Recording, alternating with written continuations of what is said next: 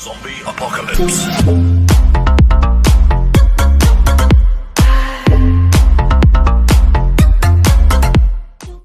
Mike here, glad you could join me. And today I have two special guests. I have David Waverly, formerly NASA employee, and as most of you know, Cindy Holland, also formerly NASA employee. And we're going to talk about, are there satellites? And if there are, what type of satellites?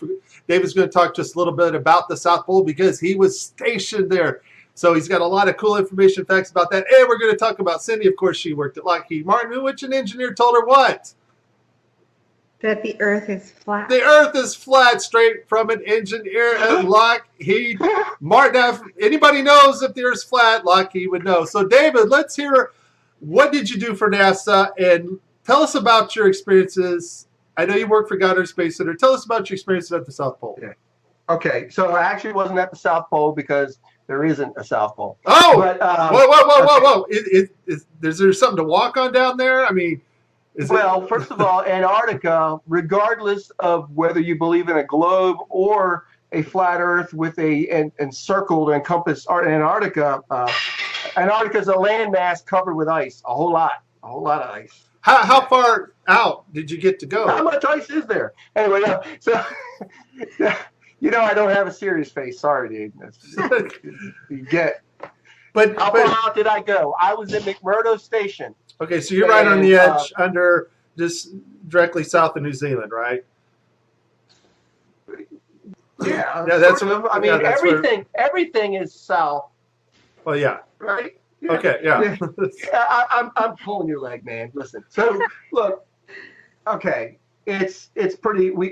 You go to Christchurch, New Zealand, on the way to Antarctica to go out to the ice, they call it. So. I was in McMurdo to put a data ingest system. Now, this was in my career at NASA when I believed we lived on the globe Earth. I bought all the science, all the space, the vast universe, and billions of stars. I bought into all that, just like most of us did at one point.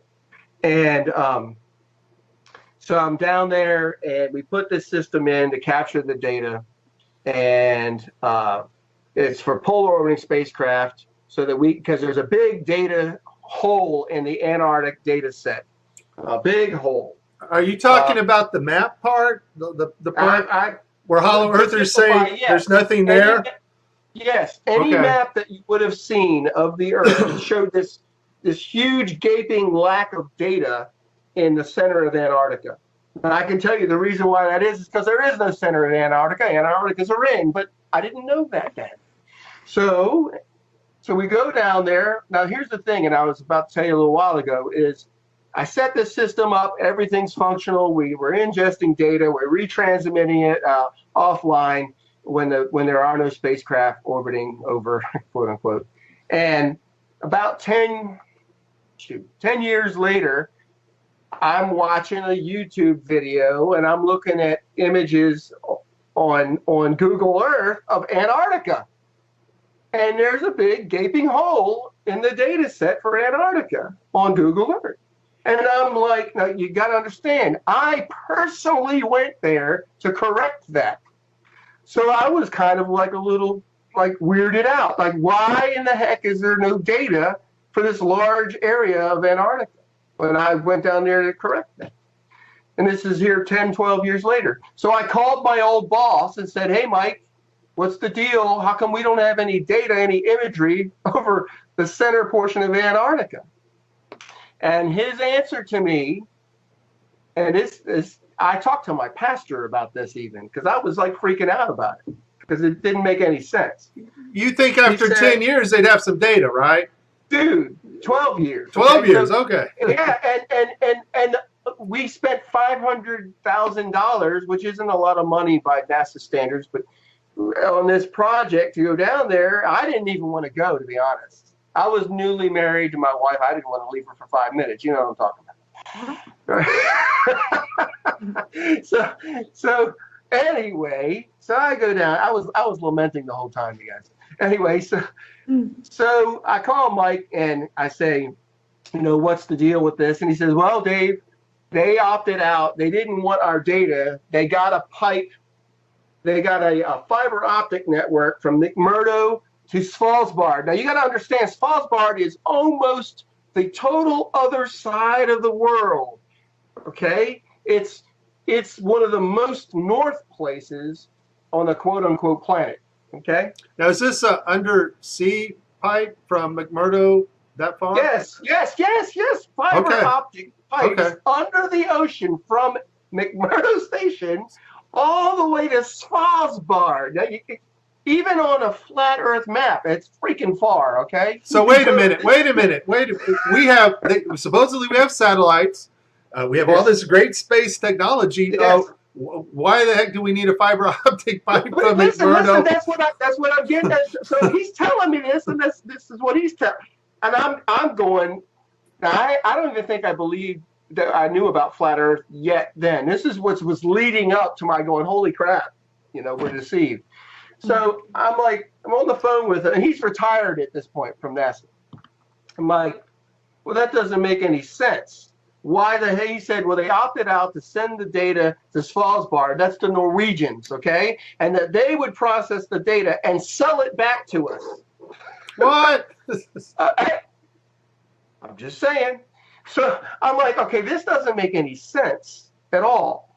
Now remember, how many guys can you talk to that said, hey, I personally went down there and put it in a data retrieval system for polar orbiting spacecraft in Antarctica?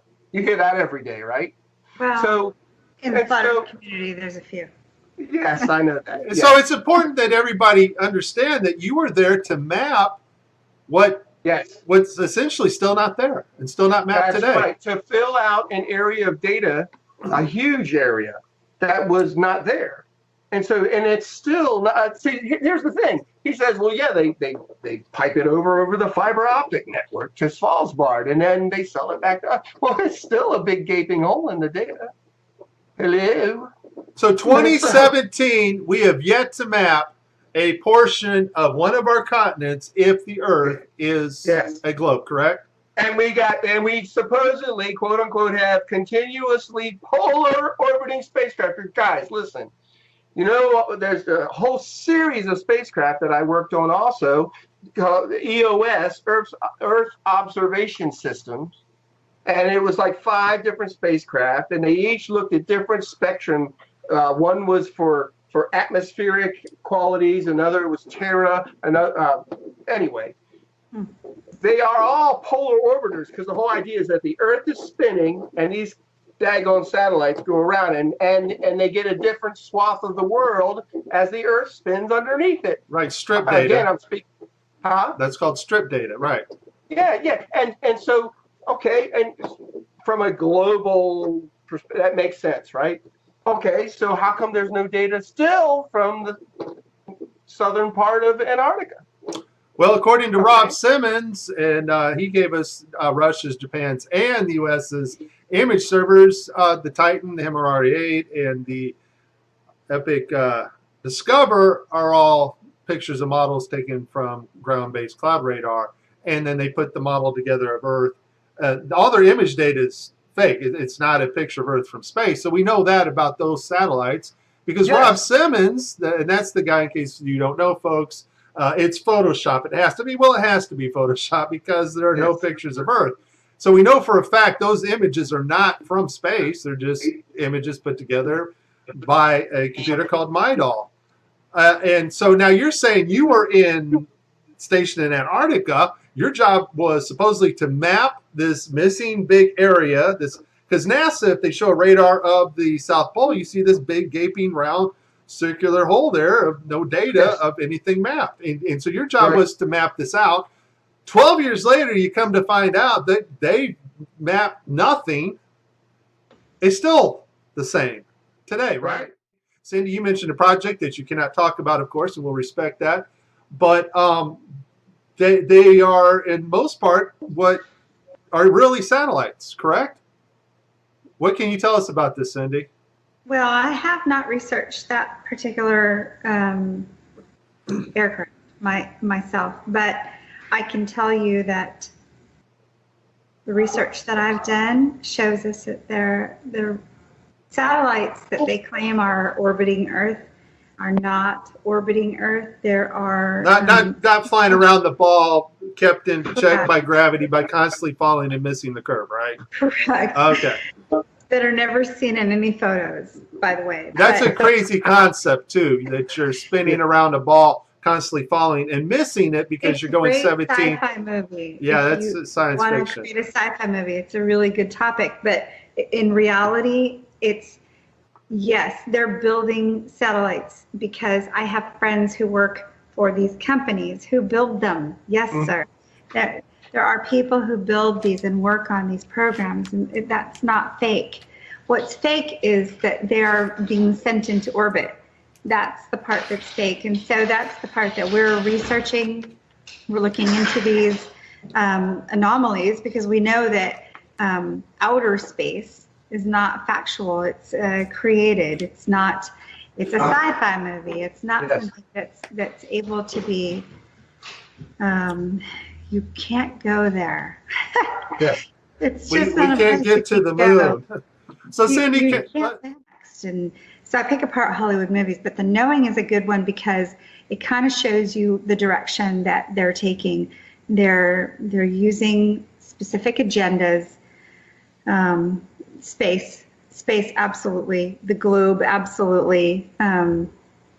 Evolution is huge, and so they're taking these things that we've been taught since kindergarten, and they're manipulating people to believe. And these are psychopaths.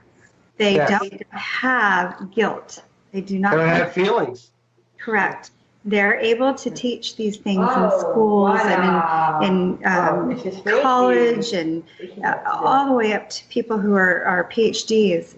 And they know they're false. They know they're fake. There's no proof. It's all theory. But they can do this because it's an agenda, and it goes with their agenda. So, can I add to that?